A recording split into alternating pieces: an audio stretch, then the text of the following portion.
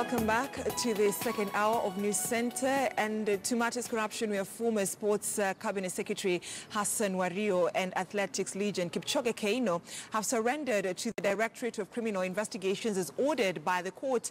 Now, the two are among officials implicated in the 55 million shillings Rio Olympics fiasco. Four other officials were charged in court on Monday, and Francis Ontomwa is covering that story for us from the DCI headquarters and now joins us live. Ontomwa, good morning, and kindly bring us up to date with what's happening at the DCI. Well, good morning, Brenda, and we are broadcasting outside the gates of the Directorate of Criminal Investigations here along Kiambu Road. And yes, indeed, the former Cabinet Secretary Hassan Wario and former athletics legend and also National Olympics Committee Chair President Kipchoge Keino are both being grilled here at the DCI offices, and they're here to answer to summons that was ordered by the court that they appear or they present themselves here at the DCI offices. Should this not have happened today at 6 a.m., then we are looking at warrants of arrest that had been pronounced by the court. They would have applied automatically should they had not heeded the 6 a.m. deadline that was set by the court. And therefore, scanty of details yet here. Sorry for that, because we are having a lot of activities happening outside this gate. Also, a bit of interruptions. But yes, should this had not happened, the warrants of arrest would have been issued, and that would have meant another story, a different story altogether. And it's not just the duo. There are two other top officials of the sports ministry that are also being here, that are also being grilled here at the DCI headquarters. And therefore, at this particular moment, we're still waiting for official communication to understand what indeed is transpiring inside and what to expect. But the process that is going on here is a procedural process. That is, you have to be processed before you are presented to court when these charges are read. And Hassan Wario, Kipchoge Keino, and six others are all before court, of course, with connection to that embezzlement of over 55 million shillings in touching on the Rio Olympics of 2016. That is the reason why they have been grilled here.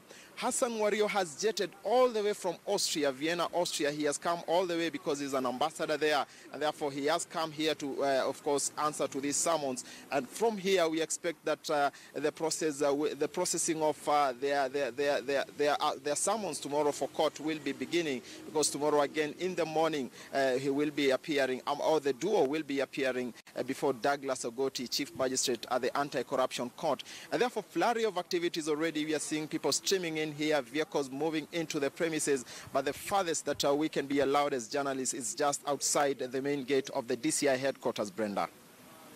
And Ontomwa, the summoning of the former CS comes at a time during his tenure in office. He had ordered that investigations be done when it came to that Rio Olympics scandal.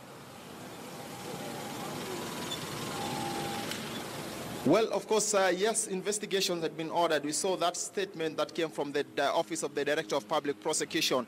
And the DPP says that he has enough evidence to prosecute this particular case and to ensure that Kipchoge Keino, the former Cabinet Secretary Hassan Wario, and a host of others. Actually, the number totals to 7 of the people that have been charged alongside Hassan Wario. And therefore, those are the people that will be answering to these charges. Already 3 out of the 7 have already been brought before court. We saw Richard Ekai, the former Principal Secretary in the Ministry of Sports, and 2 other officials were summoned last week, and they took plea, of course, denying these charges and denying connection to this particular theft.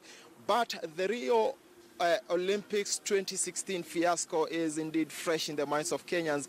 We saw athletes actually bringing their outcry, saying that they had been mishandled while there. And of course, it had everything to do with mismanagement of funds. Many thought that this case perhaps had fizzled out, it had gone under, but it has come back haunting in a very bad manner. That is why we are seeing Hassan Wario trying to meet his summons here. We don't know exactly what is going on here in terms of the particulars of what are transpiring inside, but what you know is that they are being processed to be able to prepare to appear tomorrow before court. Douglas Ogoti will be the man, of course, pushing through this case tomorrow at the anti-corruption court, and we expect them to take plea tomorrow. They will be denying or agreeing to these charges. That is what you expect tomorrow. Their lawyers, of course, are ready to be able to push this case and try to see whether they can be push the question of bail.